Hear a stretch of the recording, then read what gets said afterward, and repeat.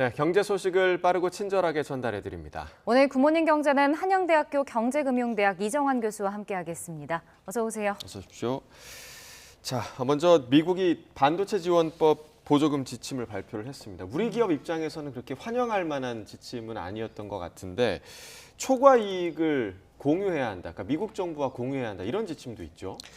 예, 맞습니다. 일단 반도체 보조금 지침이란 것은 보조금 사용에 대한 것이고요. 예. 이제 미국이 아무래도 경제 안보에 대해 신경을 쓰고 경제 안보 중에 핵심은 반도체 기술이기 때문에 반도체 산업을 자국 내 육성하고자 이제 투자나 설비 투자나 R&D에 대해서 보조금을 주겠다라는 정책이라고 보실 수 있을 것 같습니다.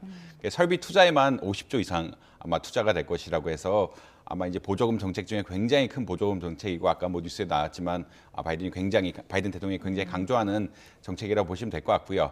근데 이제 이게 어떤 정책이냐면 결국은 보조금을 받으면 일부 초과 수익이 나면 환수해야 된다라는 그런 입장이 강조됐거든요. 흔히 말하는 보조금에 대한 공공성에 대한 역할을 굉장히 강조했다라고 보시면 될 것 같습니다. 그다음에 일단 배당하고 자사주 매입에선 보조금 사용 금지인데 이건 사실은 당연한 얘기고요. 왜냐하면 투자라고 준 돈을 흔히 말하는 투자자들에게 다시 돌려줘 버리는 그러니까 정부의 돈을 투자자들한테 돌려주는 이런 일은 없어야 되니까 이런 것을 막아야 된다는 이야기가 있고요.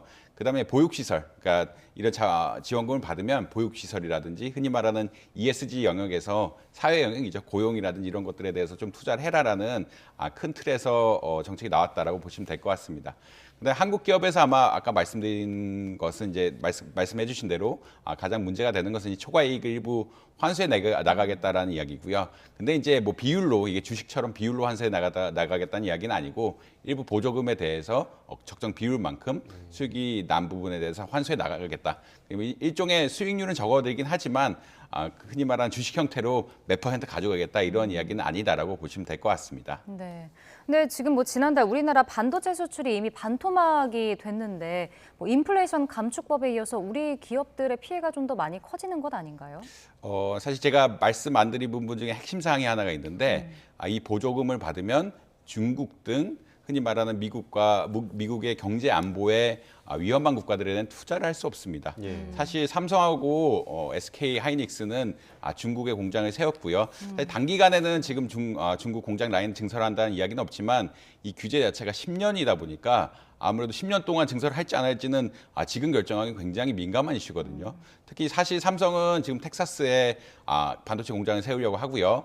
하이닉스는 이제 미국의 R&D 센터를 세워서 기술 개발을 하겠다라는 그런 입장인데 지금 보조금을 받게 되면은 삼성이나 SK 하이닉스가 중국 공장에 대해서 증설을 못 한다는 이야기가 될 수 있겠고요.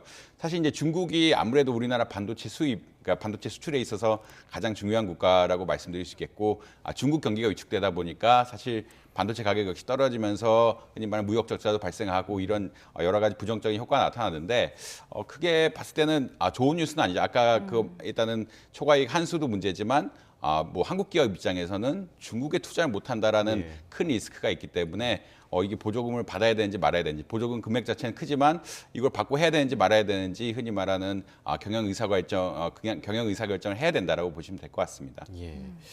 자, 우리나라 부동산 얘기도 좀 해보겠습니다.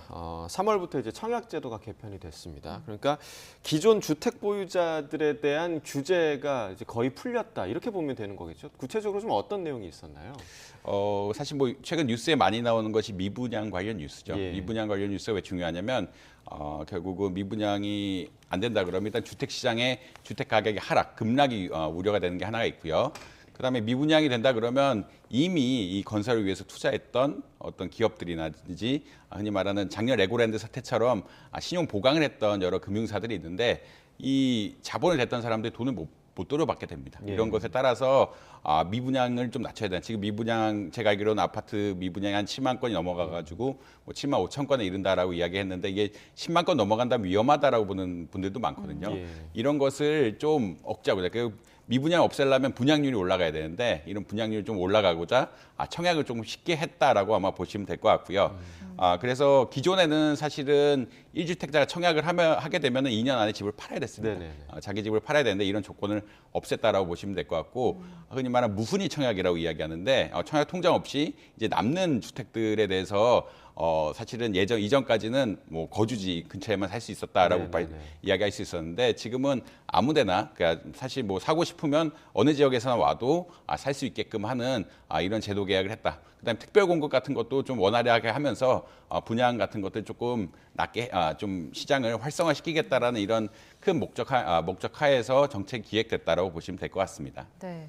또 주택담보대출 규제도 풀리는데 규제 지역 내 주담대 한도인 6억 원 기준이 사라지게 되잖아요. 이번 규제 완화로 그럼 부동산 시장이 좀 살아날 수 있을 것으로 보시나요? 사실은 조금 쉽지 않다라고 보시면 될 것 같고요. 일단은 미분양 건수가 너무 많다. 미분양 건수가 7만 5천 건 정도 되면서 굉장히 많고 미분양 숫자도 굉장히 빨리 늘어나고 있다라는 게 또 지적이 많이 되고 있거든요. 네. 한 달에 10%씩 늘어난다 이런 여러 가지 의견들이 나오면서 미분양이 10만 되는 것도 금방이 되는 것이 아니냐, 10만 채가 미분양 되는 것도 금방이 되는 것이 아니냐라는 이런 여러 가지 논의가 나오고 있습니다. 특히 작년이라든지 재작년 인플레이션이 오면서 결국은 아파트 공급 가격이 꽤나 상승했거든요. 이제 이제 신규 분양하는 아파트들의 분양 가격들이 굉장히 올라가면서 어떻게 보면은 집을 사려는 사람들이 굳이 이 가격을 내고 분양을 받아야 되느냐에 대한 근본적인 의문들이 겹치면서 사실 이게 흔히 미분양이 쉽게 꺼지지는 않을 것이다라고 보는 게 뭐 여러 학자들의 의견이고요. 특히 이제 금리가 결국은 떨어지고 이제 그래야만 사실은 사람들의 투자 의욕도 생기고 부동산 가격이 좀 안정되지 않을까. 그러니까 흔히 말하는 경착륙 시나리오로 가지 않고 뭐 연착륙이라든지 지금 안정 상태로 유지하지 않을까라고 보고 있습니다. 네, 방금 뭐 금리 얘기를 해주셨지만 이제 워낙에 금리가 많이 올라가 있으니까 작년에도 보면 지난해 하반기에 금리 인하를 요구하는, 그러니까 내 신용도가 어느 정도 좋으니 금리를 인하를 해줘라라고 이제 요청하는 금리 인하 요구권 신청 건수가 급증했다고 하거든요. 근데 NH 농협의 수용률이 좀 가장 높았네요.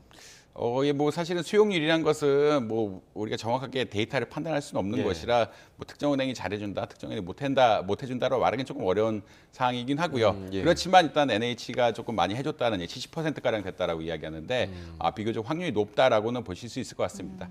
일단 이 금리 인하 요구권은 어떤 것이냐면은 결국 개인이 소득이 올라간다든지 뭐 자산이 여러 이유에서 늘어난다든지 아니면 승진을 한다든지 이렇게 되면은 사실 신용 점수가 올라가야죠. 근데 자기가 보통 본인이 이렇게 계약할 때는 신용 점수가 올라가기 전이니까 너무 높은 금리를 내가 내고 있는 것이 아니냐. 그래서 은행에 요청을 해서 금리를 낮춰달라는 이런 결국 인하 요구권이고요. 사실 이제 2월달 초에 금융위원회에서 이런 것을 지적을 많이 했습니다. 왜냐하면 이게 실효성이 너무 떨어진다. 사실 신용 점수가 어떻게 바뀌는지 확인도 안 되고 이것들이 은행에서 먼저 고지를 해줘서 선제적으로 운영이 돼야 되는 것들이 아니냐. 그다음에 은행 간 이런 어떤 공시, 그러니까 어느 은행은 이런 인하권을 많이 해주고 규모도 크고 이런 것들에 대한 공시제도 개선을 많이 해야 됐다라고 이야기하고 있어서 실효성을 개선하는 정책 여러 가지 내놨거든요.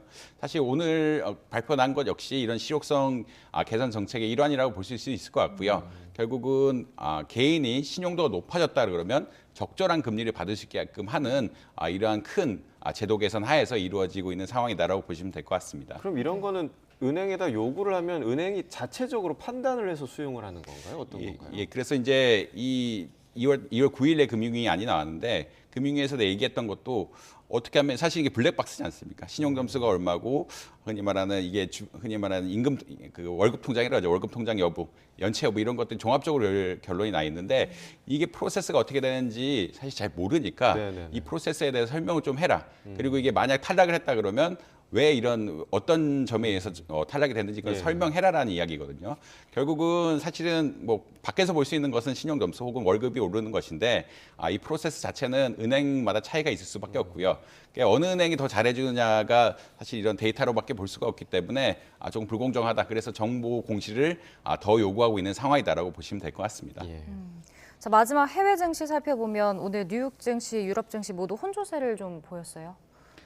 사실 이게 지금 뭐 1월 달에 흔히 말하는 주가 많이 올랐다가 2월 달에 많이 빠졌죠. 2월 달에 많이 빠지면서 뭐 3월 달에 어떻게 될 것이냐에 사실 논쟁이 많은데 미국의 가장 중요한 이슈는 사실 지금 어떻게 보자면 국채 금리라고 할 수 있습니다. 국채 금리가 심리적 한계선이 4%라고 이야기했는데 계속 3.9%대 왔다 갔다 하다가 어제 4%를 잠시 넘었거든요. 4%가 넘었다는 이야기는 금리가 지속적으로 흔히 말하는 미국의 10년물 금리가 4%가 넘었다는 이야기인데 10년물 금리가 4% 넘었다는 이야기는 지금의 금리 인상 기조 혹은 긴축 정책이 상당 기간 지속되는 것이 아니냐라는 그런 기대감이 형성됐다라고 보시면 될 것 같고요. 사실 주가가 가장 많이 빠졌을 때가 한 10월쯤 되는데 그때 10년물 금리가 한 4.3%까지 올라갔거든요. 근데 다시 이제 인플레이션이 꺾일 것이다. 미국의 통화 긴축 정책이 조금 완화될 것이다. 이런 기대감이 형성되면서 금리가 계속 내려갔는데 다시 반등을 시작하면서 주식시장에 조금 부정적인 영향이 조금 있다라고 아마 보시면 될 것 같습니다. 근데 다우는 조금 더 보합세를 보였는데 사실은 다우가 지난 12월보다 지금 다우존스 지수가 더 내려가 있거든요. 2월 달에 뭐 4% 이상 하락하면서 지나치게 빠진 것이 아니냐라는 의견들이 반영되면서 약간은 강보합 조금 올라가는 상황이고요. 그다음에 나스닥이라든지 S&P 500은 이런 금리 들행 영향을 받아서 결국은 조금 하락한 것이 아니냐라고 보시면 될 것 같습니다. 네, 오늘 여기까지 듣겠습니다. 한양대학교 이정환 교수와 경제 이야기 나눠봤습니다. 고맙습니다. 고맙습니다.